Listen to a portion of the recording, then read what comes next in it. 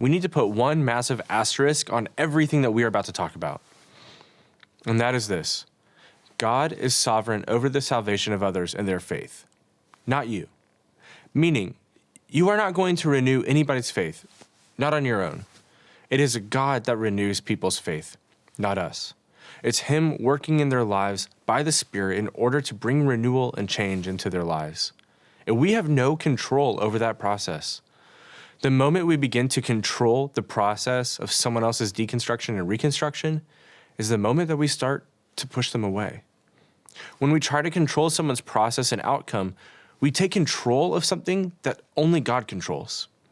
The only thing that we can do is offer ourselves to God to be used by Him as a tool by Him to bring renewal into that person's life, to remove any obstacles and barriers that they have to wanting to seek and know God in a deeper way and have their faith renewed. All we can do is point them to Jesus and the good news of Jesus and everything that is good and true and beautiful about Him.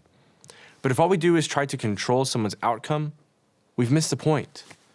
So the most important thing that we can do when walking with someone who is deconstructing and reconstructing is to pray for them, to ask the Lord to move in their lives, and then to release them to Him in order to do what only He can do.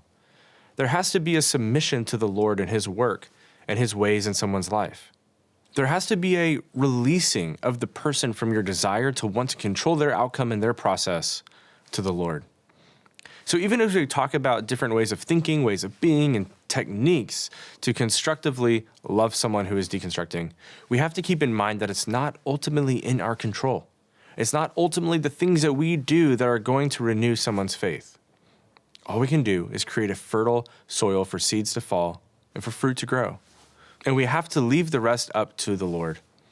So as we go into this, just know that the most important thing that you can be doing out of everything that we're about to talk about is prayer. Prayer for that person, praying for their walk, and allowing the Lord's work in their lives over the course of potentially years. Nothing that we're talking about is going to be a quick fix.